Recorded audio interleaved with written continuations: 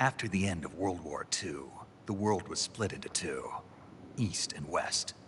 This marked the beginning of the era called the Cold War.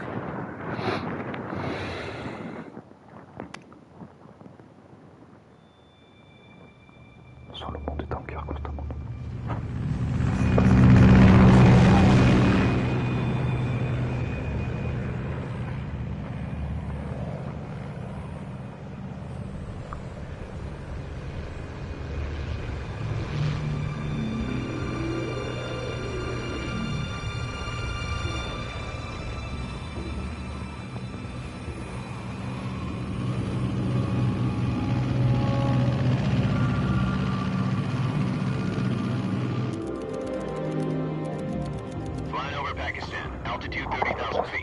Approaching Soviet airspace. 20 minutes to drop off. Commencing internal depressurization. Equipment check. Arm main parachute. All right. You ready to go? Drop zone still showing a high pressure mass. Cav okay. Good. We've got high visibility.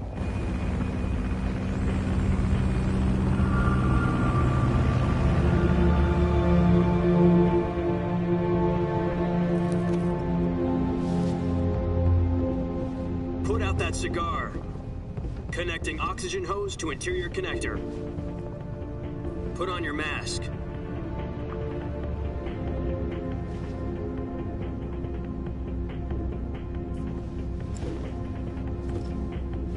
Does this panty waste know what he's doing? Approaching release point. 10 minutes to drop off. Hey, are you deaf? He said put out the cigar and put on your mask.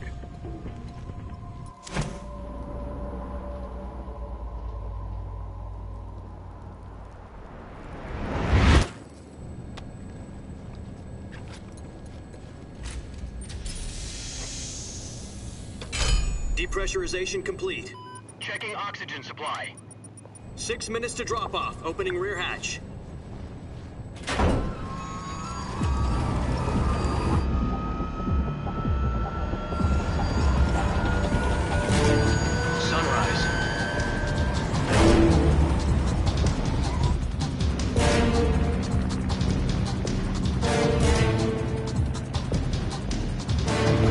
Temperature minus 46 degrees Celsius.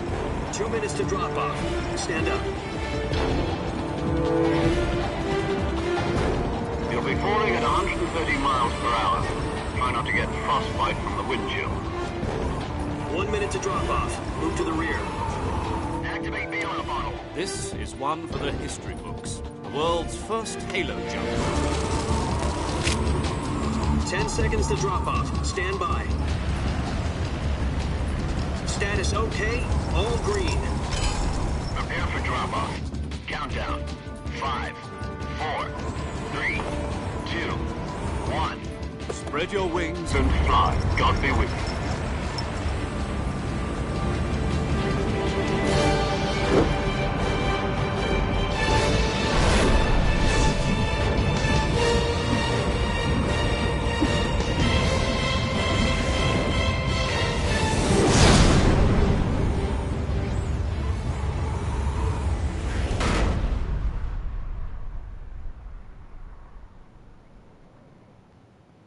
Jack, I've got some important news.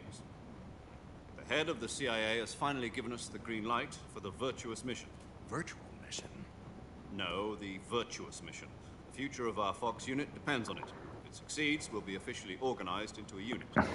Virtuous mission? Sounds like some kind of initiation ritual. You know, don't get cocky. This isn't a training arm. Right. So what exactly is this wonderful mission? Well, about 2 years ago, a certain Soviet scientist requested asylum in the West through one of our moles. His name is Nikolai Stepanovich Sokolov. He's head of the OKB 754 Design Bureau, one of the Soviets' top-secret weapon research facilities, and the East's foremost expert on weapons development. Sokolov, isn't he that famous rocket scientist? The very same. On April the 12th, 1961, the Soviets achieved the first manned spaceflight in history. The Earth was blue, but there was no God. Well spoken. The rocket that carried Yuri Gagarin to orbit was the A-1, known as the Vostok rocket. Sokolov is said to be the man most responsible for the multi-engine cluster used in that rocket. After Gagarin's flight, Sokolov left rocket development to become the head of the newly established Design Bureau. From a lowly technician to head of a design bureau, that's quite a success story, so why do you want to defect? It seems he'd become afraid of his own creations. Afraid? Call it a crisis of conscience. And for that, he left his country and his family behind and went over the fence? Not exactly. One of his conditions was that his family was also to be taken safely to the west. We used a mole to get the family out first, and succeeded in sneaking Sokolov over the Berlin Wall shortly afterwards. I was the one who conducted the operation. The security on the eastern side was still full of holes back then. Then what? We got Sokolov over in one piece, but the whole ordeal had left him exhausted, and we checked him into a hospital in West Berlin. It took him 2 weeks and more than 600 miles to get from the research facility in the Soviet Union to Berlin. He was in no condition to say anything coherent. And it was only a week later that we had something much bigger on our hands. The Cuban Missile Crisis. October the 16th, 1962, President Kennedy received word that the Soviets were in the process of deploying intermediate-range ballistic missiles in Cuba. The President demanded that the Soviets dismantle and remove the missiles. At the same time, he announced a naval blockade to prevent further missile shipments from reaching Cuba. But the Soviets didn't back down, instead placing their armed forces on secondary alert. Soviet transport ships carrying missiles continued on course towards Cuba. US and Soviet forces went on alert for an all-out nuclear war. Frantic negotiations were conducted through the UN's Emergency Security Council and unofficial channels to end the hair-trigger standoff. Finally, on October the 28th, the Soviet Union agreed to remove its missiles from Cuba. And so the world avoided a nuclear holocaust. But in order to get the Soviets to pull their missiles out, we had to make a deal. You mean the one where the US agreed to remove its IRBMs from Turkey? No. The Jupiter IRBMs deployed in Turkey were obsolete, and we were going to get rid of them anyway. They had no strategic value whatsoever to either the US or the Russians. The Turkey deal was a ruse, a cover story that was fed to the other intelligence agencies around the world. So what did the Russians really want? Sokolov. They wanted us to return Sokolov. You mean the Soviets pulled out of Cuba just to get their hands on Sokolov? That's right. What the hell was he working on? At the time, we had no idea. We were running out of time. It was either give up Sokolov or risk full-scale nuclear war. In the end, we had no choice. President Kennedy gave in to Khrushchev's demand. The next day, I got Sokolov out of the hospital, handing him over to agents on the eastern side. Sokolov kept on screaming, "Save me," until he disappeared from my sight. Then, a month ago, we received some new information from one of our moles. About Sokolov? Yes. He was taken back to the research facility and forced to continue working on the weapon in question under KGB supervision. What's more, it's on the verge of completion. So what kind of weapon is it? Something to do with space rockets? No, missiles. Same technology. I guess you're right. We don't know the details, but it appears to be a new kind of nuclear device. For half a year now, the Soviets have been conducting frequent nuclear tests at Semipalatinsk. Something to do with the weapon, I assume. We're talking about a secret weapon so big that Khrushchev was ready to pull out of Cuba to get it back. Is Sokolov still in the facility? No. According to our intelligence, he's in Selino-Yarsk, a place in the mountains about 3 miles to the west that's known as the Virgin Cliffs. The Virgin Cliffs. Nice name for a virtuous mission. They moved him there just recently. Why? Apparently, they're conducting a field test of the weapon, but it's our best chance to get him back. This mission would never have been possible if he was still in the research facility. This is our last chance. Sokolov must have known that too when he contacted us.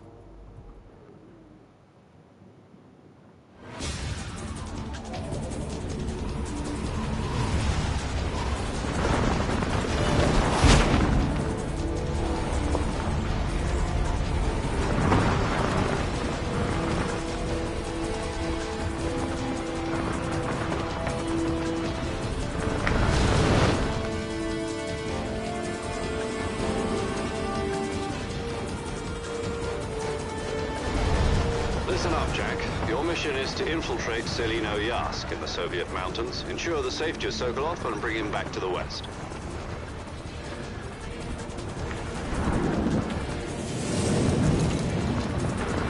If we don't get Sokolov back before that weapon is complete, we'll be facing a major crisis. The clock is ticking.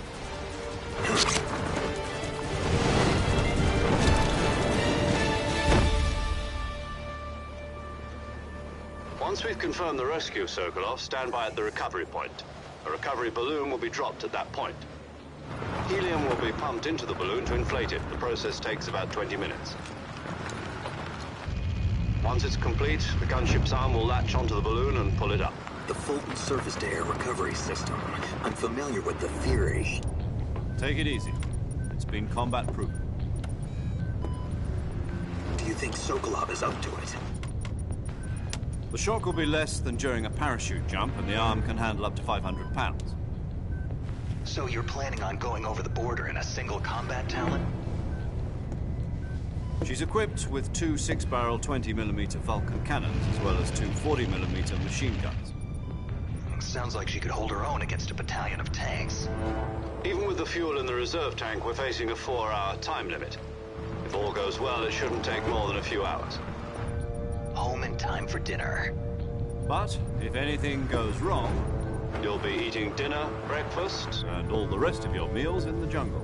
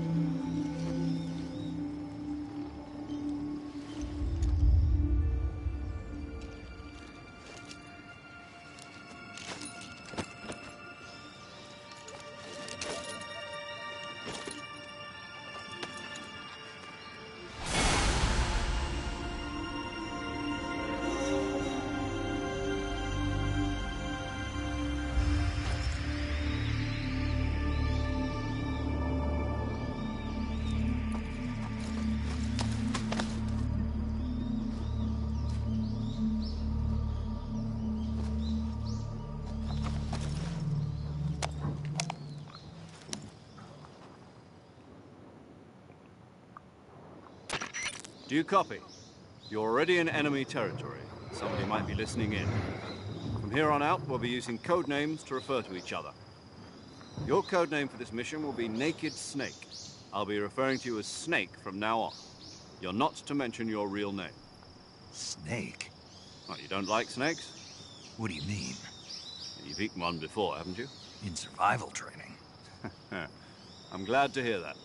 I don't know if I'd ever order one in a restaurant, but... Be careful, you might not have a choice. What about you, Major?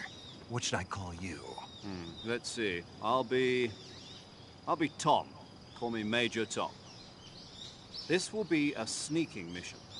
You must not be seen by the enemy. You must leave no trace of your presence. Is that clear? This kind of infiltration is the Fox unit's speciality. In other words, weapons and equipment are procured on site. That goes for food as well. You're completely naked, just as your name implies. Great.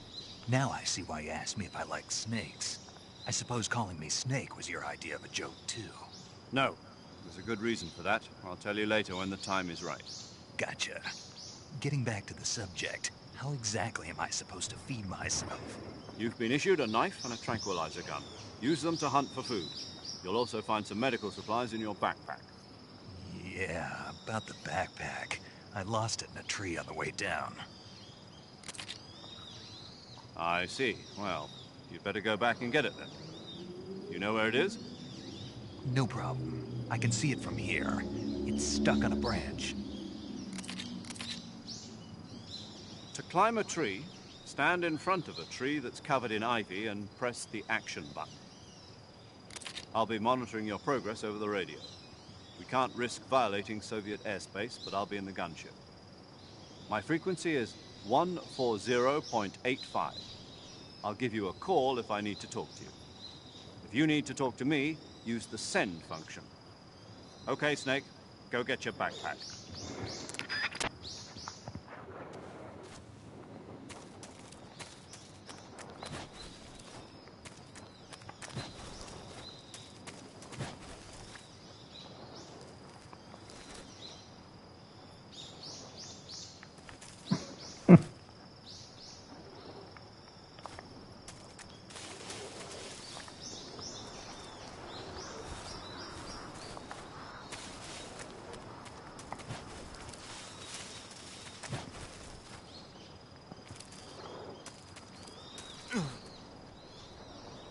Putain.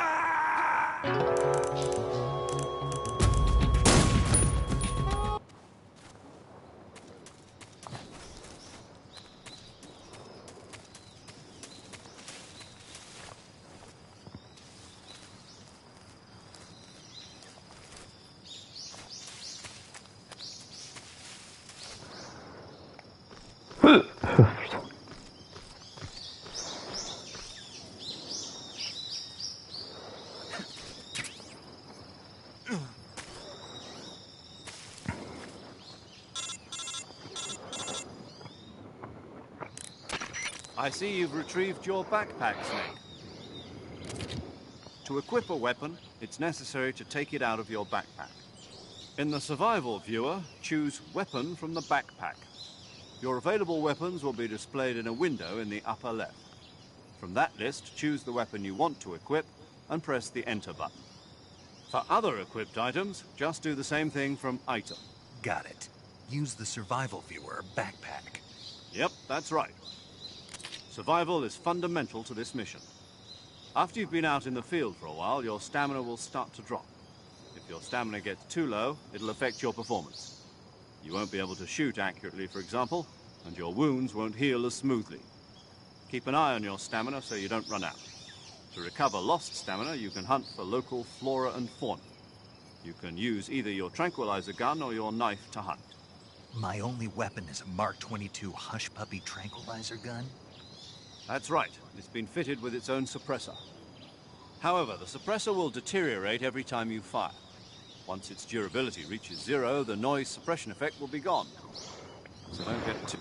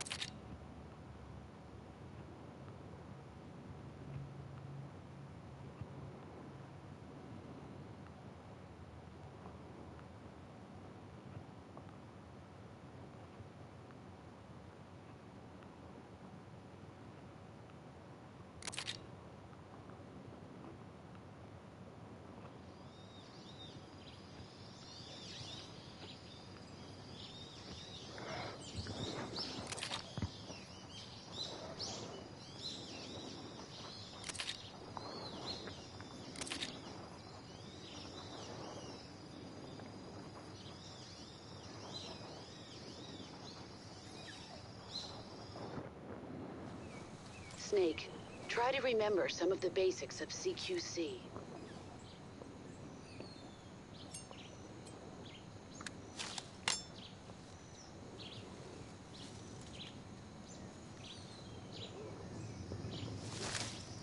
Commencing virtuous mission now.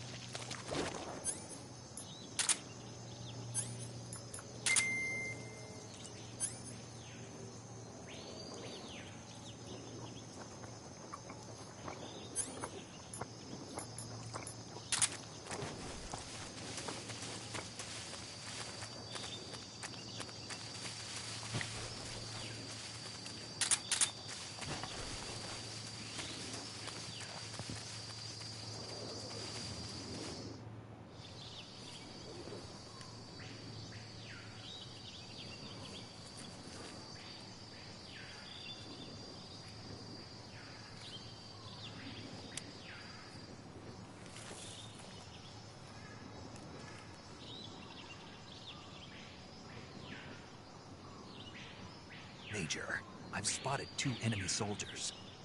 They're probably KGB troops sent to guard Sokolov. AK-47s and grenades.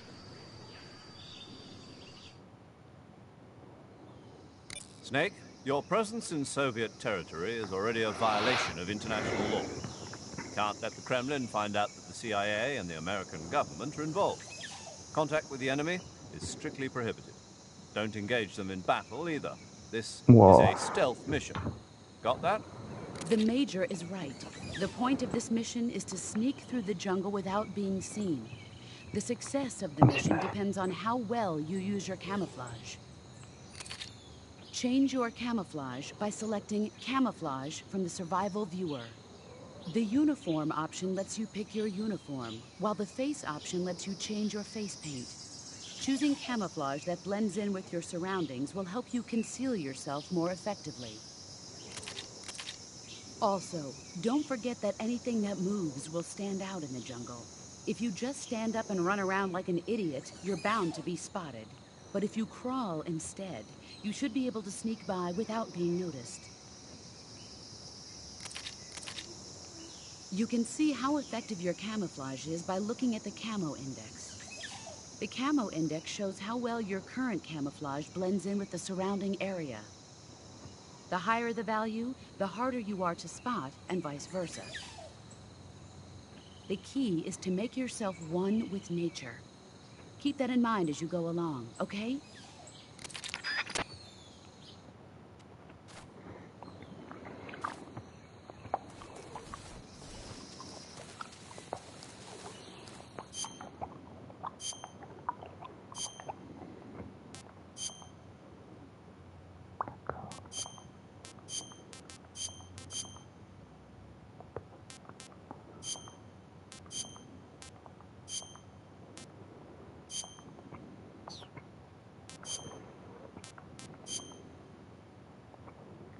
C'est sympa. Ce genre de truc.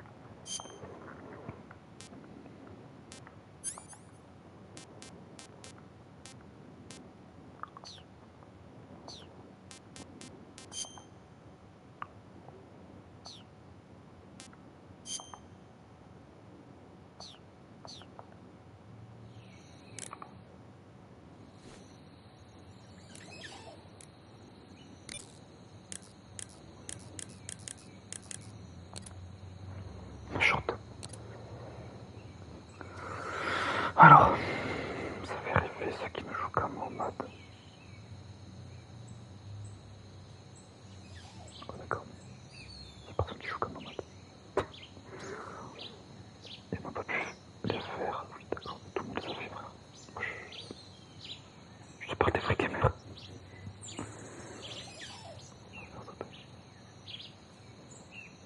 Dans de meilleures conditions. Pour ta Switch 2. Non, c'est pas de meilleures conditions.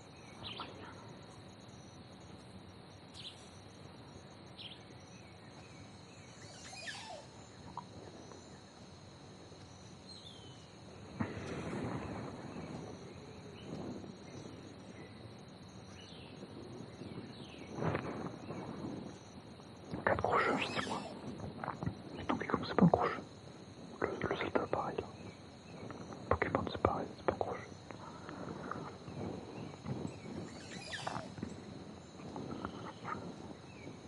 Quatre gros jeux, 6 mois. Mais frère, quand t'as une Switch 2 qui sort, une console comme ça, Switch 2 qui sort, et les 4 gros jeux, ils sont censés sortir dans le mois, pas dans les 6 mois. C'est une blague ou quoi? Ou en 2 mois, la limite.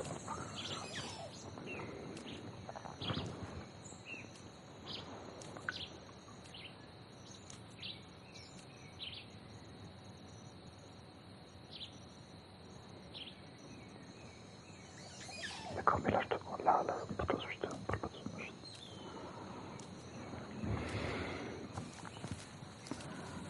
Ça tient pas la route, ces arguments.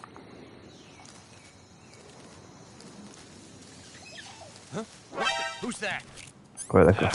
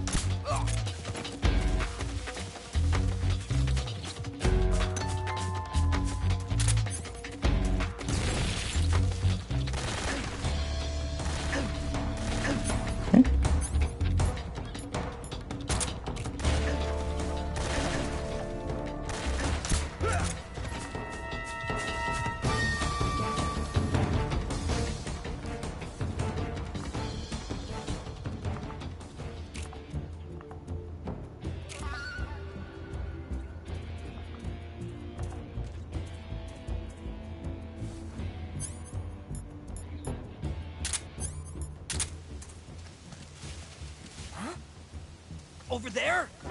I see him!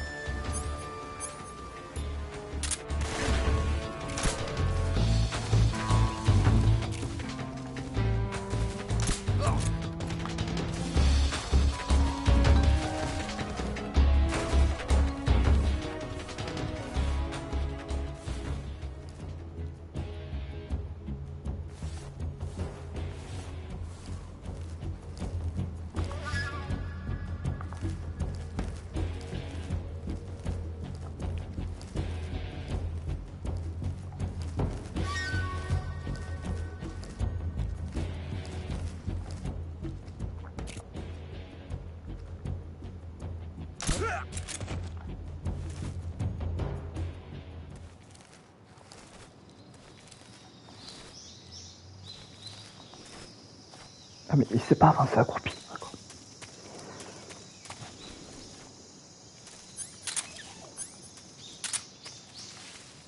J'ai tellement du mal à m'y faire aucun plaisir. Cette putain de saga.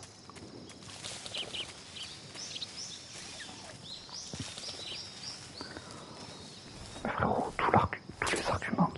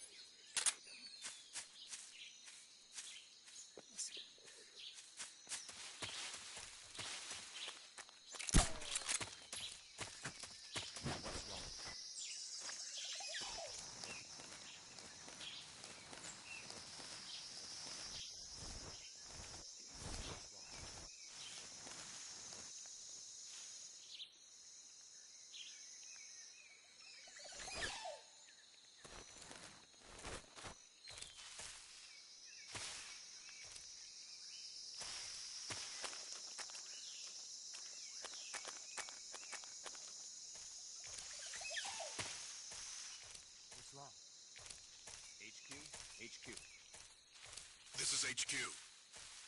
Patrol here. We have evidence of an enemy intruder. Commence alert formation. Acknowledged. Keep your eyes open.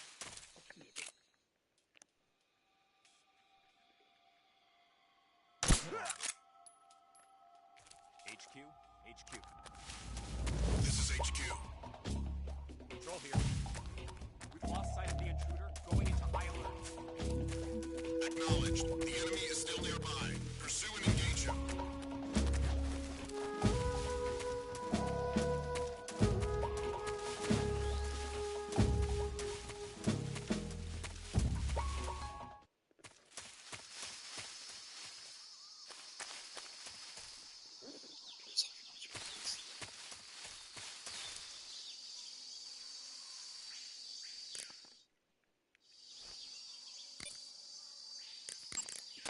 Saving the game, Snake?